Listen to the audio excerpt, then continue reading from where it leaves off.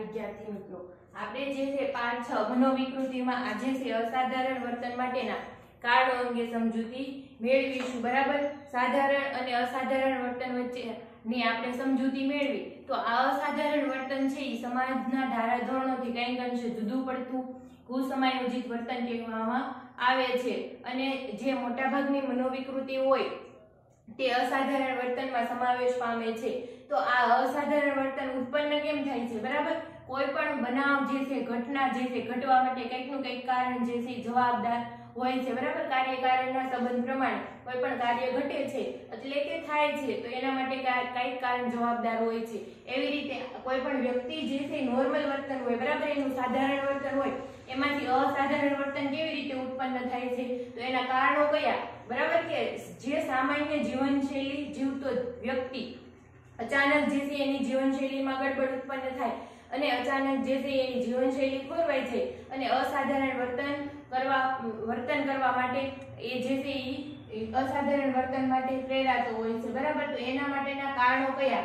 તો એના પાછળના જે કારણો હોય એને અસાધારણ વર્તનના કારણો કહેવામાં આવે છે. એમાં જૈવિક કારણો, મનોસામાજિક કારણો અને સામાજિક સાંસ્કૃતિક કારણોનો સમાવેશ થાય છે. બરાબર, તો આપણે જે છે એક પછી એકની સમજૂતી મેળવીશું. તો પહેલા જોઈએ જૈવિક કારણો.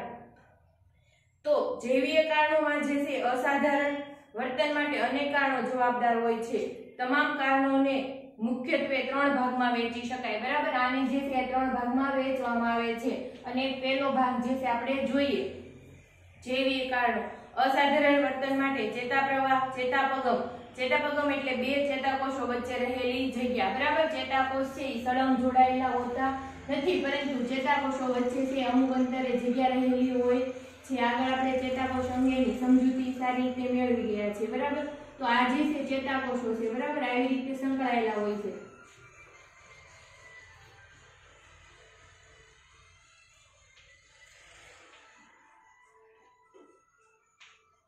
આ જે ચેતાકોષો છે, બરાબર, તો આવી રીતે જે છે બીજા ચેતાકોષ શરૂ થવાનો હોય ત્યારે શું થયેલું હોય કે આ જે ચેતાકોષો હોય, બરાબર, આ જે છે એની શરીર આ ઉપરાંત જે છે ચેતાકોષો બીજો ચેતાકોષ શરૂ થવાનો હોય ત્યારે જે છે એક ચેતાકોષ ને બીજા ચેતાકોષ, બરાબર, આ બીજો ચેતાકોષ એની વચ્ચે છે અમુક પ્રકારની જગ્યા રહેલી હોય છે.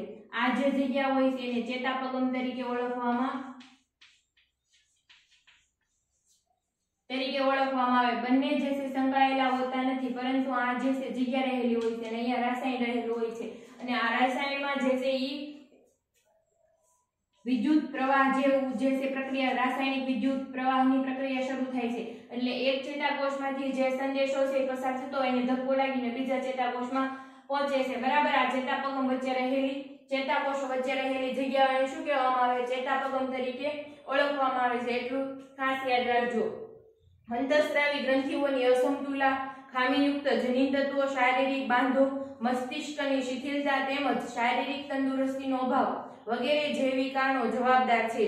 અસાધારણ વર્તન થવા માટે જૈવિક કારણોમાં કઈ કઈ બાબતો જવાબદાર ગણી શકાય? તો એક તો છે ચેતાપ્રવાહ. બરાબર, જે આપણે રેકપ્ટિક પ્રક્રિયા જોઈ હતી કે ચેતાપ્રવાહ સામાન્ય રીતે એક ચેતાકોષમાંથી બીજા ચેતાકોષમાં જતો હોય, બરાબર, એવી રીતે આગળ ચાલતો હોય, પરંતુ ઘણી વખત ખામી સર્જાય અને ચેતાપ્રવાહ છે એક ચેતાકોષમાંથી બીજા ચેતાકોષમાં જવાને બદલે પાછો ફરે. બરાબર, એના એક ચેતાકોષમાં પાછો ફરે ત્યારે જે છે એ અર્થઘટનમાં ખામી ઉત્પન્ન થાય છે અને અસાધારણ વર્તન જન્મ પામે છે. એટલે એક કારણ. બીજું છે એ ચેતાપગમ. બે ચેતાકોષો વચ્ચે રહેલી જગ્યા હોય એને ચેતાપગમ કહેવાય. જ્યારે જે છે ચેતાપ્રવાહ એક ચેતાકોષમાંથી બીજા ચેતાકોષમાં જતો હોય ત્યારે જે છે સમગ્ર પ્રક્રિયા જ્ઞાનેન્દ્રિયો દ્વારા જે આપણને સંદેશો મળતો હોય, બરાબર, મગજના જે તે ભાગ સુધી પહોંચતો હોય અને મગજના જે તે ભાગમાંથી જે સંદેશો પહોંચ્યો હોય એના રિપ્લાય સ્વરૂપે ફરી વખત જે છે ઈ જ્ઞાનેન્દ્રિયો દ્વારા સંદેશો પહોંચતો હોય. દાખલા તરીકે આપણને પગમાં કાંટો વાગ્યો હોય તો પગમાં કાંટો વાગે તો કાંટો વાગ્યો છે એવો સંદેશો ચેતાપ્રવાહ મારફતે મગજ સુધી પહોંચે છે. મગજમાં જે છે ઈ ઝડપથી પ્રક્રિયા થાય. બરાબર, આ સેકન્ડના 100મા ભાગમાં પ્રક્રિયા થઈ જાય અને ઈ જે છે તરત આદેશ પાછો આવે કે અહીંયાથી આપણે પગ ઉંચકાઈ લઈએ છીએ. બરાબર, તો આ જે પ્રક્રિયા છે ઈ ચેતાકોષને આભારી છે. એટલે આમાં જે છે વિદ્યુત રાસાયણિક પ્રક્રિયા થાય છે. એટલે એમાં જે છે અહીંયાથી સંદેશો અહીંયા જતો હોય, બરાબર, વિદ્યુત રાસાયણિક દરમિયાન તો ત્યારે જે છે અહીંયા રહેલું રસાયણ હોય એમાં વધારાના કારણે જે છે એ વિદ્યુત રાસાયણિક પ્રક્રિયાને મંદ પાડે અને અહીંયા સુધી સંદેશો પહોંચે અને ચેતાપગમ વચ્ચે જે જગ્યા રહેલી જે આ ચેતાપગમ જે છે એમાં રહેલી જગ્યાને કારણે વિદ્યુત રાસાયણિક માં અંતઃસ્ત્રાવોમાં કઈ ગડબડ ઉત્પન્ન થઈ હોય તો આ સંદેશો જે છે પહોંચવામાં મુશ્કેલી અનુભવાય. આવું થાય અથવા તો અર્થઘટનમાં જે છે મુશ્કેલી અનુભવાય ત્યારે જે છે અસાધારણ વર્તન થવાની શક્યતા વધારે છે.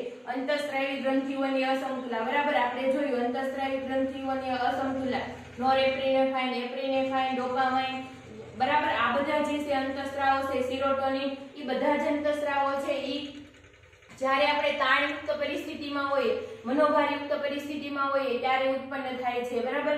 અને એમાં જે છે એ નિષેધાત્મક આવેગો સંકળાયેલા હોય છે એટલે એ પણ અસાધારણ વર્તન સાથે સંકળાયેલા છે. એમાં સેરોટોનિન છે એ આવેગ સાથે સંકળાયેલું અંતઃસ્ત્રાવ છે એટલે જો એનું પ્રમાણ વધારે સ્ત્રવે તો જે છે વ્યક્તિ અસાધારણ વર્તન તરફ પ્રેરાય છે.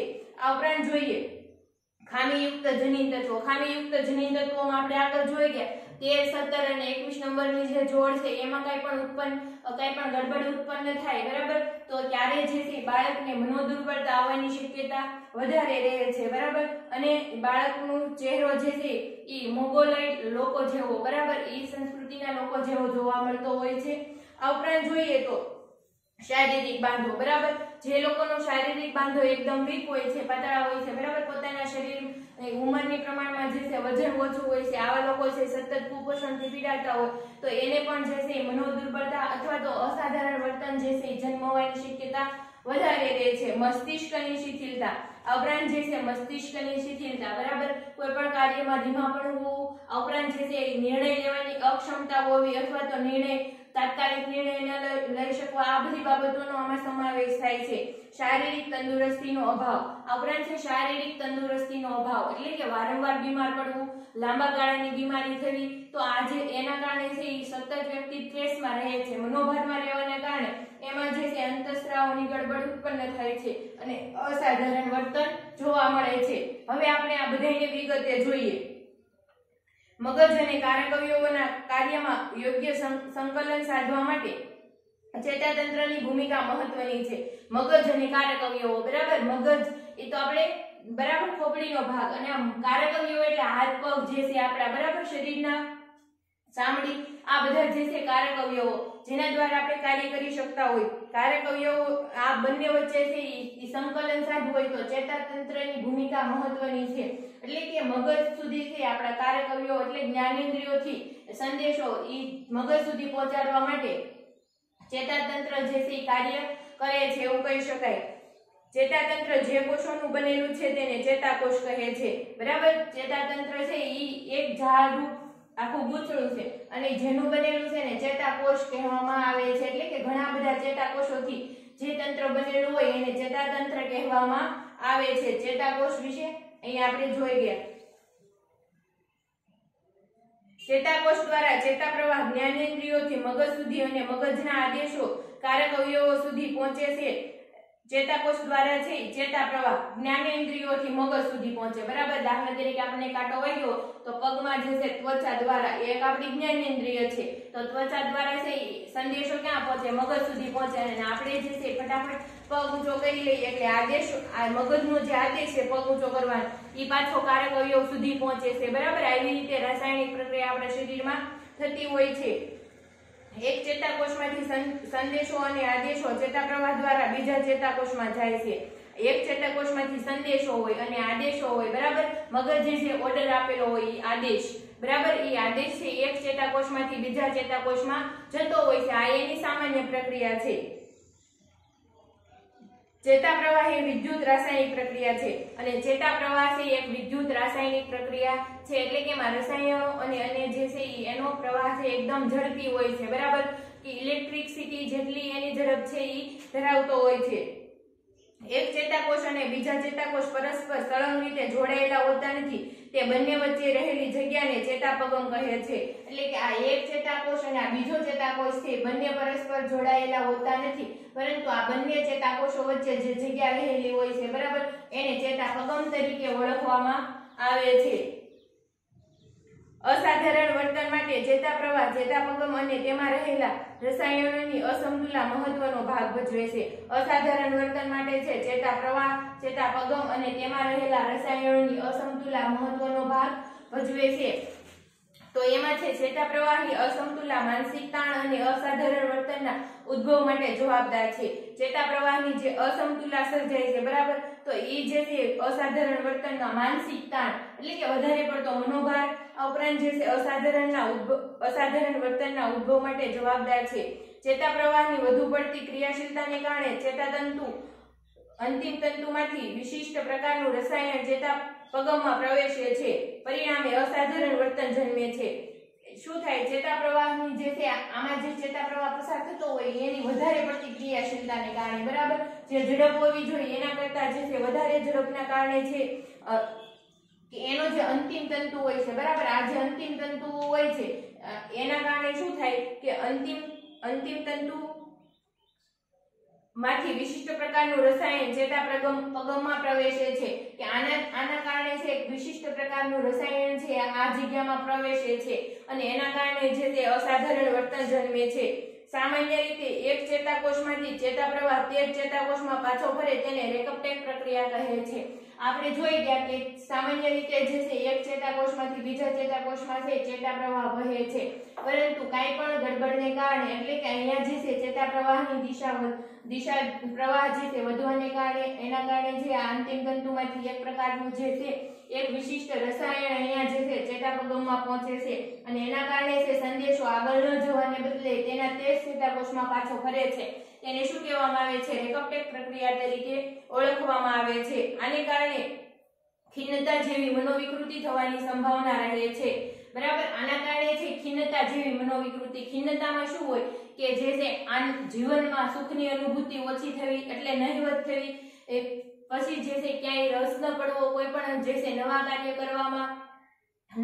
કરવાની છે આપણને એક પ્રકારનું કાંઈ એવી ક્રિએટિવિટી નો સૂજે, બરાબર. પછી આપણે જે છે નિરાશાની વધારે પડતી લાગણી જોવા મળે અથવા તો નકામાપણાની લાગણી વધારે જોવા મળે. આ જે છે સુખની અનુભૂતિ ઓછી થવી, આ નિરાશાવાદ એકદમ ઘેરી લે છે, બરાબર. આ ખિન્નતાના લક્ષણો છે. દરેક વ્યક્તિને જીવનમાં કંઈક ને કંઈક જે છે થોડા ઓછી ખિન્નતાનો કંઈક ને કંઈક સામનો કર્યો હોય છે, બરાબર.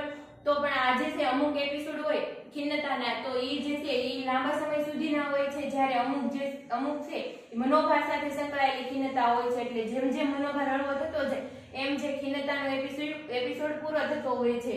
એટલે આ ખિન્નતા થવાની સંભાવના રહે છે. ખિન્નતા વિરોધી દવા જેમ કે પ્રોઝેડ સી દ્વારા આ પ્રક્રિયાને બંધ કરવામાં આવે છે.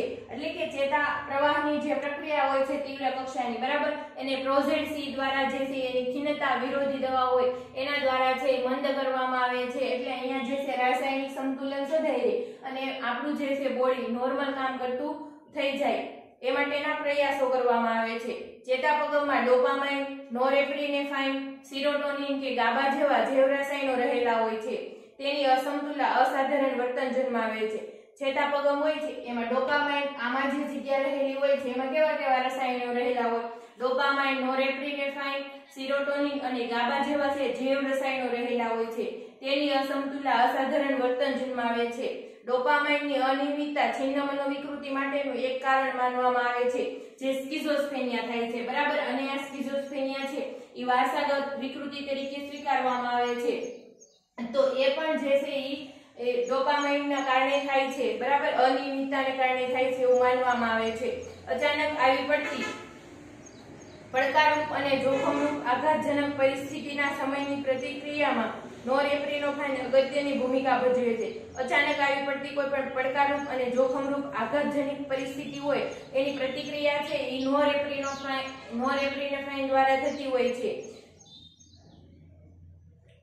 આઘાતજનક પરિસ્થિતિ નોરેપ્રિનેફ્રાઇન અગત્યની ભૂમિકા ભજવે છે. તેમાં અસમતુલા આવતા આઘાતજનક મનોવિકૃતિ, હૃદયરોગ કે પક્ષઘાતની સંભાવના વધે છે, બરાબર. જે નોરેપ્રિનેફ્રાઇન છે એ આપણને અચાનક જીવનમાં આવી પડતી જોખમરૂપ પરિસ્થિતિ છે તો એની સામે લડવાની શક્તિ પૂરી પાડતો હોય, પરંતુ જો નોરેપ્રિનેફ્રાઇનમાં કંઈક અસમતુલા ઉત્પન્ન થાય તો એના કારણે જે છે આવી આપણે જે આઘાતજન્ય મનોવિકૃતિનો ભોગ બનીએ છીએ. એમાં જે છે હૃદયરોગ છે, આ ઉપરાંત જે છે પક્ષઘાત બરાબર પેરાલિસિસ તરીકે જેને ઓળખવામાં આવે છે તો એ રોગનો પણ આપણે ભોગ બનવાની શક્યતા વધી જાય છે. સેરોટોનિનની અસમતુલા ખીનતા આઘાતજન્ય અને આવેગાત્મક વિકૃતિમાં અગત્યની ભૂમિકા ભજવે છે. સેરોટોનિન જે છે એની અસમતુલા થાય તો ખીનતા આવે, આઘાતજનક અને આવેગાત્મક વિકૃતિમાં અગત્યની ભૂમિકા ભજવે છે. ચિંતાની વિકૃતિમાં ગાબાનું પ્રમાણ અસરકારક સાબિત થયેલું છે. તો જો આવી પણ કોઈ પણ વિકૃતિ હોય તો જે છે આપણે જૈવ રસાયણમાં રહેલી અસમતુલા ડોપામાઇન, સેરોટોનિન, ગાબા બરાબર આ બધાની જે છે એ જુદી જુદી વિકૃતિ સાથે અસરો જન્માવે છે. જેમ કે ગાબા છે ચિંતા સંબંધી વિકૃતિમાં જો ગાબાનું પ્રમાણ વધી જાય તો ચિંતા સંબંધી વિકૃતિનું પ્રમાણ જે છે એ વ્યક્તિમાં વધારે જોવા મળે છે. ઉપરાંત જે છે આઘાતજન્ય અને આવેગાત્મક વિકૃતિમાં સેરોટોનિન બરાબર નોરેપ્રિનોફાઇન જે છે એ આઘાતજનક વિકૃતિમાં આપણને સપોર્ટ કરે છે, પરંતુ એની અસમતુલા ઉત્પન્ન થાય તો આવી જે છે છિન્ન મનોવિકૃતિ થવાની પણ સંભાવના ઉત્પન્ન થાય છે. નેક્સ્ટ જોઈએ તો અંતઃસ્ત્રાવી ગ્રંથિઓની અસમતુલા વર્તન વિકૃતિ, મનોદુર્બળતા અને મનોદૈહિક રોગો માટે જવાબદાર છે. અંતઃસ્ત્રાવી ગ્રંથિઓની અસમતુલા ઉત્પન્ન થાય તો એક તો વર્તન વિકૃતિ ઉત્પન્ન થાય, કુસમાયોજિત આપણું વર્તન જે છે એમાં વધારો થવા માંડે. આ ઉપરાંત જે છે મનોદુર્બળતા બરાબર છે, માનસિક રીતે પછાતપણું જેને કહી શકાય બરાબર એવી મનોદુર્બળતા ઉત્પન્ન થાય છે. આ ઉપરાંત જે છે મનોદૈહિક રોગો બરાબર જેને આપણે મનોશારીરિક રોગો તરીકે ઓળખતા હોય, ડાયાબિટીસ, દમ, હૃદય રોગ, અલ્સર બરાબર આવા બધા રોગો છે અસ્તિત્વમાં આવતા હોય છે. કંઠગ્રંથિના સ્ત્રાવ થાઇરોક્સિનની ઉણપથી કેટેનિયઝમ નામની મનોદુર્બળતા આવે છે બરાબર. કંઠસ્ત્રાવીનો જે સ્ત્રાવ છે થાઇરોક્સિન એની જે અનિયમિતતા છે એના દ્વારા કેટેનિઝમ નામનું જે છે મનોદુર્બળતા આવે છે. આપણે અગાઉ જે છે આવા બાળકોની વાત કરી ચૂક્યા છીએ બરાબર. ગર્ભાવસ્થા દરમિયાન છે પૂરતું પોષણ ન મળવાને કારણે, આયોડિનની ખામી રહેવાને કારણે જે છે થાઇરોક્સિનના સ્ત્રાવમાં ગડબડ ઉત્પન્ન થાય છે અને આવા જે છે માનસિક રીતે પછાત બાળકો જન્મ લે છે તો એનું જે છે પેટ અને માથાનો ભાગ મોટો જોવા મળે છે અને હાથ પગ જે છે એકદમ પાતળા જોવા મળે છે બરાબર અને ચહેરાનો આકાર પણ એકદમ વિચિત્ર જોવા મળે છે. આવા બાળકો જે હોય છે બરાબર એ કેટેનિઝમ નામની જે મનોવિકૃતિ છે એનો ભોગ બનેલો એવું કહી શકાય. પરંતુ આ વિકૃતિ જ્યારે છે બાળક બોલવાનું એમ શીખે છે ત્યારે એમાં જે છે ઉણપના કારણે આપણે અથવા તો 2-3 વર્ષે જે છે આ વિકૃતિને આપણને શું થાય ઓળખ થઈ શકે છે. સ્વાદુપિંડ ગ્રંથિની અનિયમિતતા મધુપ્રમેહ જેવા મનોદૈહિક રોગને જન્મ આપે છે. સ્વાદુપિંડમાંથી જે ઇન્સ્યુલિન નામનો સ્ત્રાવ સ્રવે છે બરાબર. તો આ ઇન્સ્યુલિનની ગડબડને કારણે છે એ ડાયાબિટીસ જેવો મધુપ્રમેહ એટલે કે ડાયાબિટીસ જેવો છે એ રોગ મનોદૈહિક એટલે કે મનોશારીરિક રોગને જન્મ આપે છે. આવેગ સાથે જોડાયેલ એડ્રિનલ ગ્રંથિની ખામી પણ અસાધારણ વર્તનને જન્માવે છે. આવેગ સાથે જોડાયેલ જે છે એડ્રિનલ ગ્રંથિ બરાબર. તો એડ્રિનલ ગ્રંથિમાંથી જે છે રસસ્રાવ છૂટો પડે છે તો એના કારણે પણ જે છે આવેગજન્ય મનોવિકૃતિ થવાની સંભાવના, ઉન્માદ જેને કહી શકાય બરાબર એવી વિકૃતિ થવાની પણ સંભાવના વધારે છે. જનિન તત્વો અને શારીરિક અને માનસિક લક્ષણોના વારસાનું વહન કરે છે. આપણે અગાઉ જોઈ ગયા કે જનિન તત્વો છે શારીરિક અને માનસિક વારસાનું છે એ વહન કરે છે. શારીરિક વારસો એટલે આપણા વાળનો રંગ, જીભ, વાળનો રંગ, આંખનો રંગ, ત્વચાનો રંગ બરાબર આ બધું જે છે પેઢી દર પેઢી ઉતર્યા. ઉપરાંત માનસિક વારસાનું પણ વહન કરે છે જેમાં બુદ્ધિ ક્ષમતાથી માંડીને મનોવિકૃતિઓનું પણ જે છે વહન થતું હોય છે. એમાં આપણે જોયું હતું સ્કિઝોસ્ફેનિયા છે એક વારસાગત વિકૃતિ છે બરાબર. આવા જે છે અમુક મનોશારીરિક રોગો પણ જે છે વારસાગત થવાની સંભાવના છે એટલે કે જનિન તત્વો દ્વારા છે આ બધા વારસાનું વહન થતું જોવા મળે છે. બુદ્ધિ અને કેટલીક માનસિક વિકૃતિનો આધાર જનિન તત્વો પર હોય છે. સામાન્ય રીતે શરીરમાં 46 રંગસૂત્રો હોય છે પરંતુ 46 ને બદલે 47 રંગસૂત્રો પ્રાપ્ત થાય ત્યારે ડાઉન સિન્ડ્રોમ નામની મનોદુર્બળતા ઉત્પન્ન થાય છે. સામાન્ય રીતે આ દરેક વ્યક્તિના જે છે એ રંગસૂત્રો કેટલા હોય છે 46 જોડ હોય છે બરાબર. ના 46 રંગસૂત્રો હોય છે 23 જોડ એટલે કે કુલ 46 રંગસૂત્રોનું બનેલું હોય છે બરાબર. જનિન તત્વો બરાબર. તો આના બદલે છે 47 રંગસૂત્રો ઘણી વખત પ્રાપ્ત થાય બરાબર. કઈ પણ જે છે ઈ અંતઃસ્ત્રાવ ગ્રંથિઓની જે છે ઈ ગડબડને કારણે છે એ 47 રંગસૂત્ર પ્રાપ્ત થાય ત્યારે ડાઉન સિન્ડ્રોમ નામની જે છે મનોદુર્બળતા આવવાની શક્યતા રહે છે. તો ડાઉન સિન્ડ્રોમ નામની મનોદુર્બળતા આવતી હોય બરાબર, જે બાળકને આવા 47 જનીન તત્વો રંગસૂત્રો પ્રાપ્ત થયા હોય તો એને જે છે ડાઉન સિન્ડ્રોમ નામની મનોદુર્બળતા આવે. તો આ મનોદુર્બળતા શું છે કે આમાં પણ જે છે બાળકનો ચહેરાનો આકાર વિચિત્ર જોવા મળે છે. પછી નજર ટકાવવાની દ્રષ્ટિમાં જે છે બાળક પછાતપણું જોવા મળે છે. એનો બુદ્ધિઆંક છે મહત્તમ 20 કે 20 થી ઓછો જોવા મળે છે. એકદમ જે છે મંદ બુદ્ધિનું બાળક કહી શકાય એ ટાઈપનું જે છે. અને આવા બાળકનું આયુષ્ય લગભગ વધારે હોતું નથી, પરંતુ અમુક કિસ્સામાં બાળક જીવિત રહી શકે છે બરાબર. અને ઘણી વખત છે એ અમુક તબક્કા વિતાવ્યા પછી આ બાળક મૃત્યુ પણ પામે છે ડાઉન સિન્ડ્રોમ નામના. ઘણી વખત છે આ બાળક જીવી છે તો પણ જે સામાન્ય બાળકો હોય એની કમ્પેરિઝનમાં જે છે ચાલી શકતું નથી અથવા તો બોલી શકવાની એ બધી છે અક્ષમતાઓ જોવા મળે છે. સ્કૂલે જઈ શકતું નથી બરાબર. આ પ્રકારના જે છે બાળકો જન્મ પામે છે એટલે ડાઉન સિન્ડ્રોમ નામની મનોવિકૃતિ કહેવામાં આવે છે. મનોદુર્બળતા ઉત્પન્ન થાય છે. છિન્ન મનોવિકૃતિ, મદપાન, દ્રવ્ય સંબંધી અધીનતા, ખિન્નતા વગેરે વિકૃતિઓમાં વાતાવરણની સાથોસાથ વારસો પણ મહત્વની ભૂમિકા ભજવે છે. છિન્ન મનોવિકૃતિ સ્કિઝોફ્રેનિયા બરાબર. આ ઉપરાંત જે છે મદપાન, દ્રવ્ય સંબંધી અધીનતા, ડ્રગ્સની જે એડિક્શન, ડ્રગ્સ એડિક્શન કહી શકાય બરાબર. દ્રવ્ય સંબંધી અધીનતા, ખિન્નતા બરાબર. ખિન્નતા એટલે મૂડ ડિસઓર્ડર સાથે સંકળાયેલી વિકૃતિઓ જે છે એ બધી જે છે વારસામાં આવવાની, વાતાવરણની સાથે સાથે એ વારસો પણ એમાં ભાગ ભજવે છે એવું કહી શકાય છે. આ ઉપરાંત છે ક્રેશમર અને શેલ્ડને દર્શાવેલા શારીરિક બાંધા અંગેના વર્ગીકરણોમાં જોવા મળ્યું કે મેદ પ્રધાન વ્યક્તિઓમાં ઉન્મત્ત ખિન્ન પ્રકારની અને સ્નાયુ પ્રધાન વ્યક્તિઓમાં છિન્ન મનોવિકૃતિ થવાની સંભાવના વધુ હોય છે. જો વ્યક્તિત્વમાં આપણે છે ક્રેશમર અને શેલ્ડર, એડલર, યુંગ આ બધા વિશે ભણી ગયા બરાબર. એડલર અને યુંગે જે છે એ બે પ્રકારે કરેલા વ્યક્તિત્વના, અંતર્મુખી વ્યક્તિત્વ અને બહિર્મુખી વ્યક્તિત્વ. એડલર અને યુંગ જે છે ડોક્ટર સિગમન્ડ ફ્રોઈડના શિષ્યો હતા બરાબર. આ અંગે આપણે જે છે 11માં જે વ્યક્તિત્વનો પાઠ આવે છે એમાં ભણી ગયા. તો એમાં ક્રેશમર અને શેલ્ડરને પણ જે છે વ્યક્તિત્વના પ્રકારો જે છે શરીરના બાંધાને આધારે દર્શાવ્યા હતા એવું આપણે જોઈ ગયા બરાબર. સ્નાયુ પ્રધાન, મેદ પ્રધાન અને મધ્યમ સ્તર પ્રધાન વ્યક્તિઓ જોઈ ગયા હતા બરાબર.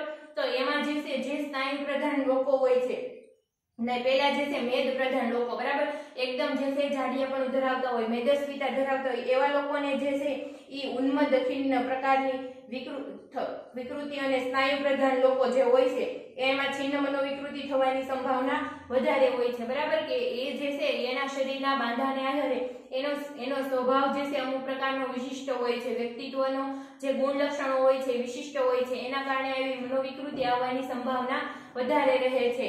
તો એમાં છે ઉન્મત્ત ખિન્ન પ્રકારની વિકૃતિ અને સ્નાયુ પ્રધાન વ્યક્તિ હોય છે એમાં છિન્ન મનોવિકૃતિ આવવાની સંભાવના વધારે રહે છે. તમામ માનસિક અને બૌદ્ધિક ક્ષમતાઓના કેન્દ્રો મગજમાં આવેલા છે. તમામ જે છે માનસિક અને બૌદ્ધિક જે ક્ષમતા જે છે આપણી એના દરેકના કેન્દ્રો ક્યાં આવેલા છે? મગજમાં આવેલા છે બરાબર.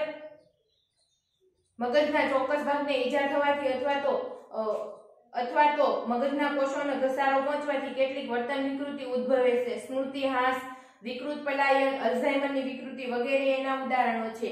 જો મગજમાં જે છે ચોક્કસ ભાગને ઈજા પહોંચે બરાબર, તો આ જે છે મગજમાં જુદા જુદા કેન્દ્રો આવેલા હોય છે એની સમજૂતી આપણે મેળવીએ.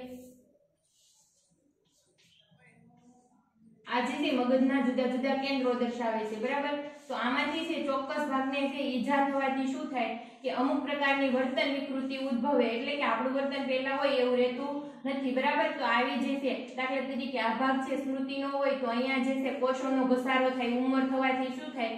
કોષોનો ઘસારો થાય. અથવા તો જે છે ઈ કોઈ પણ અકસ્માતમાં છે આપણને અહીંયા કંઈક ઈજા થઈ ગઈ બરાબર, તો શું થાય કે અહીંયા જે છે કોષો હોય નાશ પામી જાય, એટલે આનું સ્તર છે આવું થઈ જાય બરાબર. તો શું થાય કે આમાં જે છે રહેલી સ્મૃતિ હતી બરાબર એનું વિઘટન થઈ જાય, સ્મૃતિ હાસ થઈ જાય એટલે આપણી યાદ શક્તિ જતી રહે. ઘણી વખત આવું બનતું હોય. આ ઉપરાંત છે શું થાય? વિકૃત પલાયન બરાબર, કે વિકૃત રીતે ગમે ત્યાંથી છે ભાગી જવું હોય ને આત્માને આવું દોડાદોડી કરવી, આવું બધી વર્તન વિકૃતિ ઉત્પન્ન થતી હોય છે.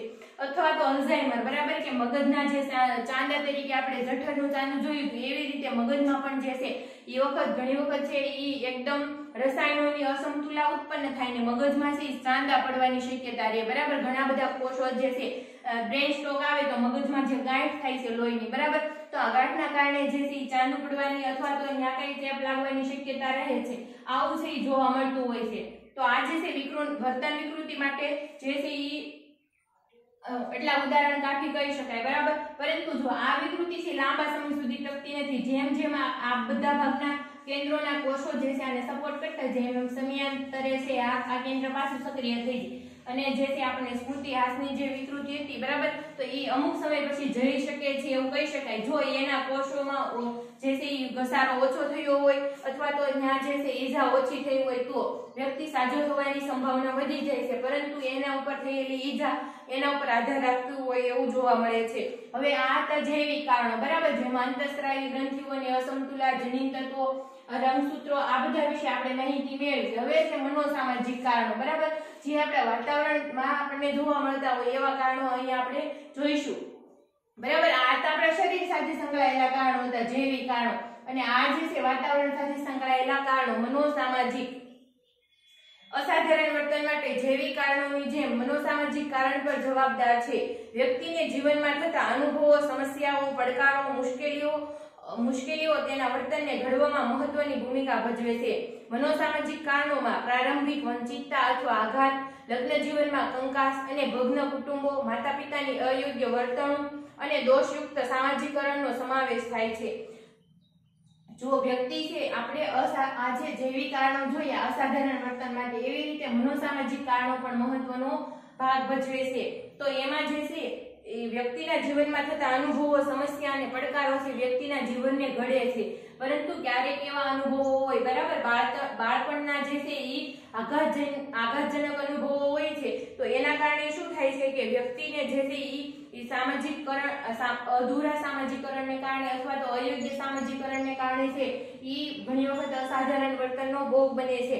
એમાં પ્રારંભિક વંચિતતા, જે શરૂઆતની વંચિતતા હોય, બરાબર, જે અનાથ બાળકો કહી શકાય, તો એને જે છે જન્મતાની સાથે છે તરછોડી દેવામાં આવતા હોય છે. આવા બાળકો હોય છે. આ ઉપરાંત છે આઘાત, બાળપણમાં જે છે કંઈ પણ લાગેલો આઘાત, બાળપણમાં જે છે કોઈ પણ બળાત્કારનો ભોગ બનેલો હોય અથવા તો એવા કોઈ પણ જે છે એ સૃષ્ટિ વિરુદ્ધના કાર્યનો ભોગ બનેલા બાળકો હોય, બરાબર. આ ઉપરાંત જે છે લગ્ન જીવનમાં કંકાસ, સતત ને સતત લગ્ન જીવનમાં થતો કંકાસ, ભગ્ન કુટુંબો, બરાબર, સંયુક્ત કુટુંબો અને વિભક્ત કુટુંબો તો જોયા, પરંતુ જે છે ભગ્ન કુટુંબો એટલે કે તૂટી ગયેલા, જે છૂટાછેડા લીધેલા હોય, બરાબર, પતિ પત્ની હોય તો એમાંથી સંતાન જે છે કોર્ટ દ્વારા છે છૂટાછેડા લેવામાં આવ્યો તો સંતાન છે પિતા પાસે કે એકલી માતા પાસે રહેતું હોય, એના કારણે જે છે એ એકના પ્રેમથી વંચિત રહી જતું હોય છે.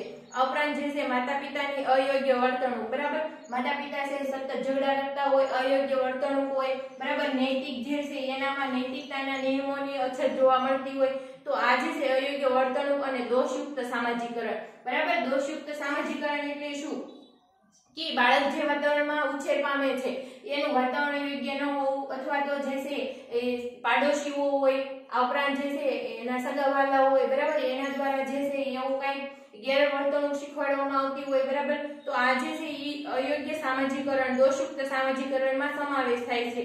બાળપણના અનુભવોની અસર વ્યક્તિના માનસપટ પર આજીવન રહે છે. બાળપણના જે અનુભવો હોય એની વ્યક્તિના માનસપટ પર અસર જે છે આજીવન રહે છે.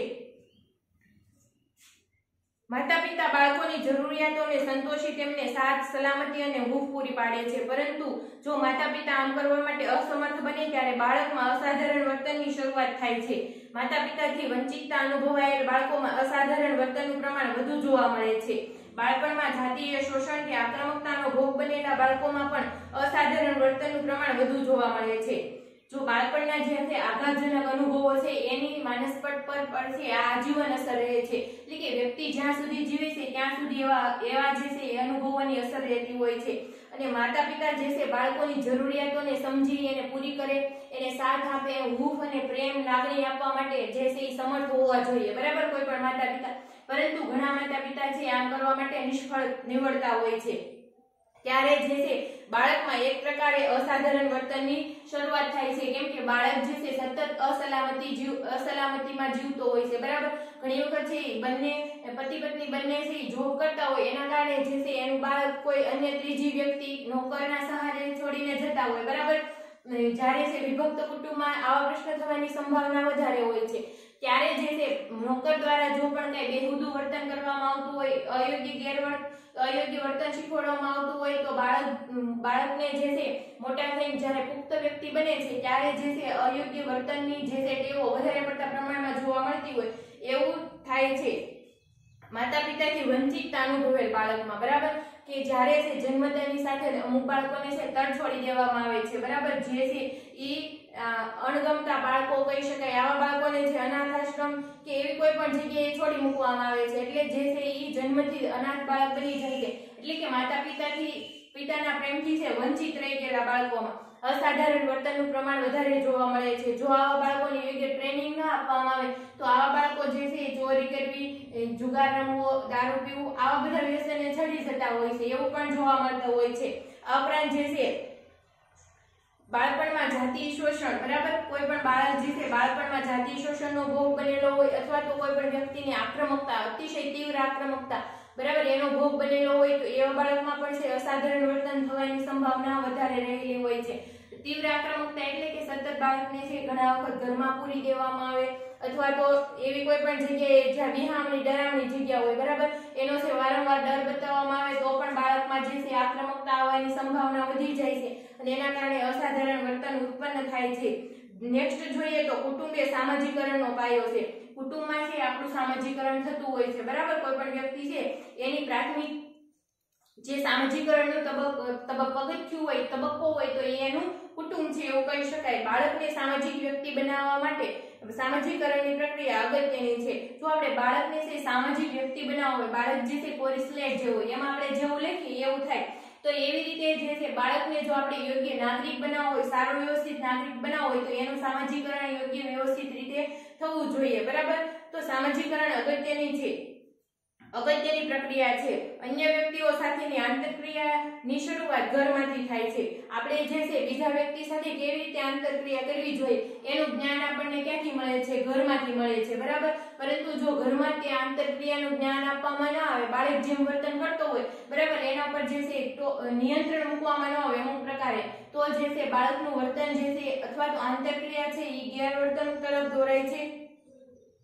જો માતા પિતા અન્ય વ્યક્તિઓ સાથે સંતોષકારક સમાયોજન સાધી શકતા ન હોય, અન્ય વ્યક્તિઓ પ્રત્યે સંવેદનશીલતા ધરાવનારા હોય અને અન્ય વ્યક્તિઓનો લાભ ઉઠાવવામાં માનનારા હોય તેવા માતા પિતાના બાળકોમાં યોગ્ય સામાજિકરણ વિકાસ કરી શકતા નથી.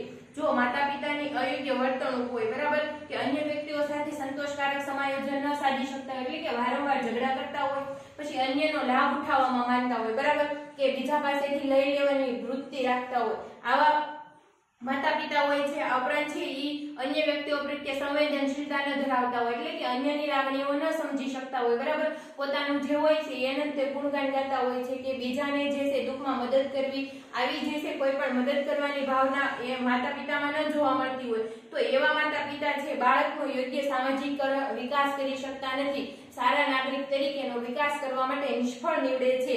આ ઉપરાંત છે કૌટુંબિક વાતાવરણ, રહેઠાણનું સ્થળ, સભ્યોની સંખ્યા વગેરે પરિબળો પણ વર્તનની સાધારણતાને અસર કરે છે. આ ઉપરાંત જે છે કૌટુંબિક વાતાવરણ, બરાબર, જો કૌટુંબિક વાતાવરણ જે સતત કંકાસ ભર્યું હોય, ઝઘડાળું હોય, બરાબર, તો જે છે બાળકનું યોગ્ય રીતે સામાજિકરણ થઈ શકતું નથી. એ બાળક પણ જે છે બહાર જ્યારે આંતરક્રિયા કરશે ત્યારે આ જ પ્રકારનું વર્તન કરશે, બરાબર. આ ઉપરાંત જે છે રહેઠાણનું સ્થળ, કે આપણે જે છે કેવા એરિયામાં રહીએ છીએ, બરાબર, એ પણ ઘણું મહત્વની ભૂમિકા ભજવે છે. આ ઉપરાંત જે છે સ્થળ, કુટુંબમાં સભ્યોની સંખ્યા, કુટુંબમાં જે છે સભ્યોની સંખ્યાના પરિબળો વર્તનની સાધારણતાને નક્કી કરે છે. જો આ બધા પરિબળો યોગ્ય હોય તો વ્યક્તિનું અથવા બાળકનું વર્તન સાધારણ હોય છે. પરંતુ જો આવી બધી બાબતો જે છે એ ક્યાંક ને ક્યાંક અસાધારણતા તરફ દોરી જતી હોય તો બાળકનું વર્તન છે સાધારણ રહેતું નથી. આ ઉપરાંત જે છે આમ વ્યક્તિની સાધારણતા નો આધાર માતા પિતા, કુટુંબ, ભાઈ ભાંડુ, મિત્રો, રહેઠાણ અને કાર્યનું સ્થળ, અન્ય વ્યક્તિઓ સાથેની આંતરક્રિયા વગેરે છે. આમ વ્યક્તિનો જે છે સાધારણતાનો આધાર છે માતા પિતા, બરાબર. માતા પિતાની યોગ્ય વર્તણૂક, કુટુંબ જે છે એમાં યોગ્ય સામાજિકરણ, ઉપરાંત છે ભાઈ ભાંડુ, બરાબર, ભાઈ ભાંડુ વચ્ચેનો પ્રેમ સ્નેહ, ઉપરાંત જે છે મિત્રો, બરાબર, વ્યક્તિ છે કેવા મિત્રો સાથે રહે છે. આપણે આમાં કહેવત છે કે કાળા સાથે ધોળો બાંધો તો વાન ન આવે પણ શાંતો આવે જ, બરાબર. તો આ રીતે જે છે એના મિત્રોની જે છે જીવનશૈલી હોય છે એનું પણ વ્યક્તિ અનુકરણ કરતો હોય છે. એટલા માટે જે છે એ સાધારણતા નક્કી કરે છે. ઉપરાંત છે રહેઠાણ, કે આપણે જે છે કયા એરિયામાં રહીએ છીએ, ઉપરાંત છે કાર્યનું સ્થળ, બરાબર, વ્યક્તિ છે કેવા સ્થળે કાર્ય કરે છે. ત્યાં જો કાર્ય સ્થળે એકદમ તંગદિલી ભર્યું વાતાવરણ હોય તો વ્યક્તિનું માનસિક સ્વાસ્થ્ય ખોરવાય એની સંભાવના જે છે એ વધી જાય છે. અન્ય વ્યક્તિઓ સાથેની આંતરક્રિયા, વ્યક્તિ છે અન્ય વ્યક્તિઓ સાથે કેવી આંતરક્રિયા કરે છે, સમાયોજન પૂર્વક કરી શકે છે આંતરક્રિયા, કે એમાં પણ કુસમાયોજનનો ભોગ બને છે. આ બધી જ બાબતો છે સાધારણતા અને અસાધારણતા નક્કી કરતી હોય છે. આ હતા મનોસામાજિક કારણો, જેમાં આપણે કુટુંબ અને સામાજિકરણની મહત્વની ભૂમિકા, ઉપરાંત છે બાળપણના આઘાતજનક અનુભવો વિશે માહિતી મેળવી. હવે આપણે જોઈએ સામાજિક સાંસ્કૃતિક કારણો, બરાબર. તો આ જે છે આવતા લેક્ચરમાં જોઈશું, બરાબર. તો આપણે આજે છે જૈવિક કારણો અને મનોસામાજિક કારણો જોયા, બરાબર. આભાર.